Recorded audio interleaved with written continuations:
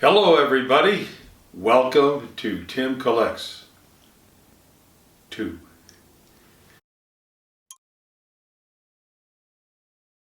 Today we're going to talk about the San Francisco Giants and the Cubs in a game played back when I was bat boy, and what it's like to be booed by 30,000 people. So unless you're an athlete or a politician, not very many of us know what that personally is like. But let's start off with with looking at some of our bats here for the San Francisco Giants, since this is about collecting. One of my prized possessions, along with Roberto Clemente, probably the second most valuable bat in my collection, is a Willie Mays gamer. Unbelievable use on it. You can see the pine tar on it and the block letter name, Willie Mays. It's got his number on the handle, 24. It's got a piece of the knob missing. It was cracked when I got it, which is the reason why it went from the Giants game pile to Tim's pile. So there are expert woodworkers that can build a piece to fit on there, and unless after their work is done, unless you examine it very, very closely, you can never tell that any repair was done. So this bat right here, about 10,000 bucks is what they're selling for these days. And again, just to reiterate, when I started collecting these bats, it was like baseball cards back then. Everybody today collects baseball cards. They know immediately what they're worth. But back in the 60s, back in the 70s, when we were collecting baseball cards, how much they might be worth was the farthest thing from our mind. And when I started collecting these game-used bats, it was the same thing. I never truly, I don't know why, maybe I'm a little dense, but I never thought in terms of what they might be worth. It was 20 years later, after I first collected them, that I went to a national sports collectors convention, saw what some of the prices were, and a light bulb went off in my head. So up until that point, I just collected the bats because I thought they were really cool, and they would work really well in our playground baseball games. But don't tell anybody about that, because we don't want them to think the bats are roughed up. So if we have for our second bat, one of the fiercest hitters in the National League at that time, the great Willie McCovey. Another man who hit over 500 homers, and this is a beautiful bat, almost in mint condition, not with a lot of use on it. And it's a little different because it's got a flat knob instead of a rounded knob. He's known for having a flat knob with his number 44 on there. And so that's another really nice Hall of Fame bat. And then lastly, we have a really interesting bat from the Giants. This is a bat of Bobby Bonds. Yes, father of the great Barry Bonds. This bat is 37 inches long. That's by rule, that's the longest bat that you can have in the major leagues. No one in the major leagues today is coming close to swinging a 37-inch bat. With this bat, you can stand outside the batter's box and still hit the pitch. He was a big guy. He was unbelievable talent. Unfortunately, he had some personal problems. Ran into some problems with the law, DWIs, and so forth. And although he was a great player and put up some great numbers, he never fully capitalized on his Hall of Fame talent. But a beautiful bat, and to give you some idea of the length of these bats, we'll match them up together here, and you can see how the Bonds bat is so much longer than the 35-inch McCovey bat. Interesting piece. So let's go back in time to July of 1973, and the Cubs were having a great year to that point. We had been in first place since the end of April, all the way the month of May, all the way to the month of June, and the month of July.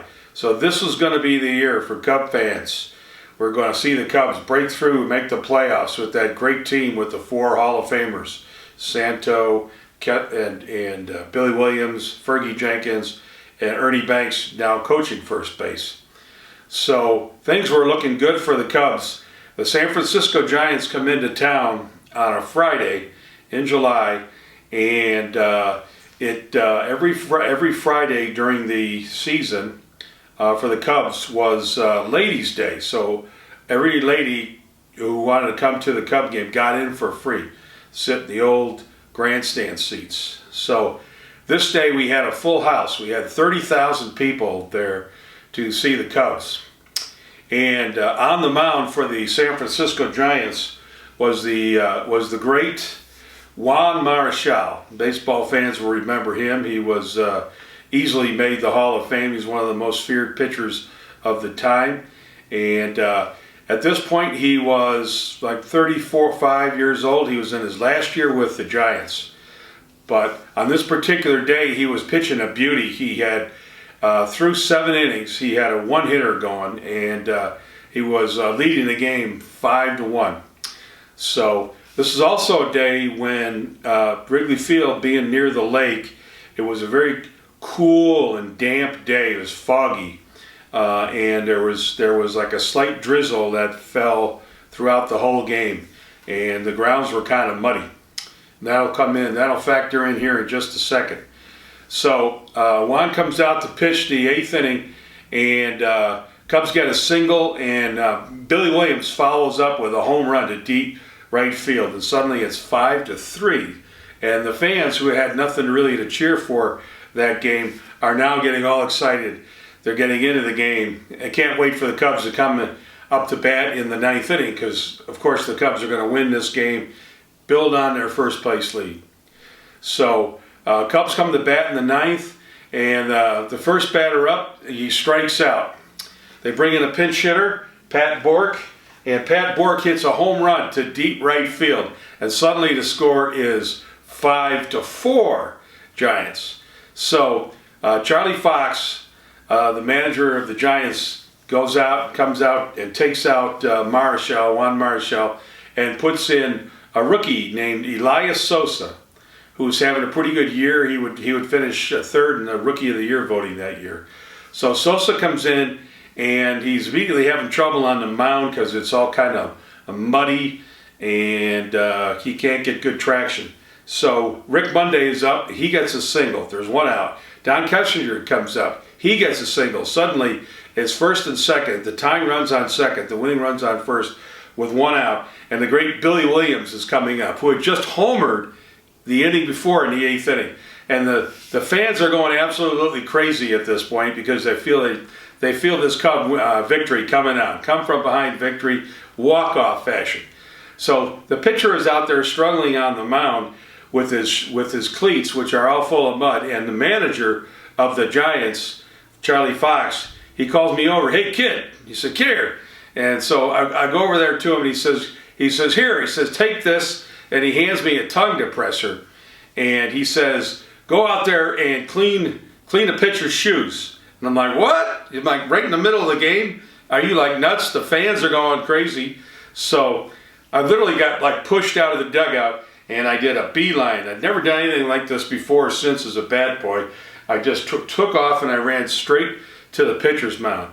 I looked at the umpire, just turned to look at him. He's like going to the manager, like, "What the hell is going on?" And the pitcher looks at me when I get out there. He goes like, "What in the hell are you doing out here? I'm on the mound, and everybody's looking, staring at me, huh?" So I'm doing my job. I'm on one knee, and I'm working them spikes as best I can.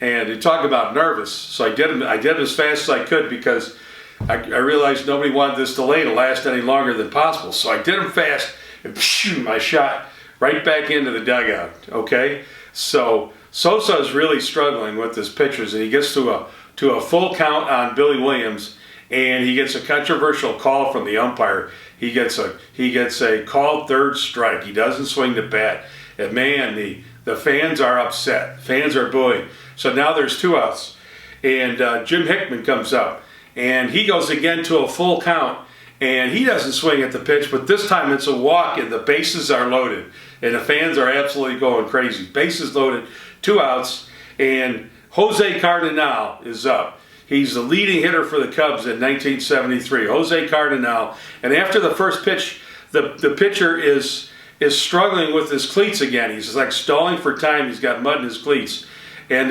the manager goes, he goes, "What? You didn't leave the tongue depressor out there? He's got nothing to clean his shoes with." He says, "So go out there again." He yells to me, and I'm like, "You got to be kidding me!" So I get like pushed out of the dugout, and I run the same way I run. Now this time everybody's really pissed off. The manager, the umpire comes running towards the dugout to yell at the manager, and 30,000 people who are all cheering like crazy were like, "Boo!" I mean, the boos rained down from all the areas of the stadium. My uncle, who's listening to the radio at work at the butcher shop, he's like, he knows I'm the bat boy, and they're talking about the bat boy. Suddenly the bat boy is the focus of attention of the whole thing, and the radio announcer for the Cubs goes, here's his exact words, he goes, "And here comes that clown again." So anyway, everybody was mad. I cleaned the spikes as fast as I could. I wanted to get the hell out of there and crawl into a hole somewhere, because I wanted the Cubs to win, and to hear all those people booing you and to realize that you're holding up the game, man, that's a lot of pressure. So anyway, I hustled my tail back to the dugout. The count again went to a full count, and this time Jose Cardenal swung and missed, and the game was over, and the Cubs lost, and everybody went unhappy. But I'll never forget what it was like to be booed by all those people.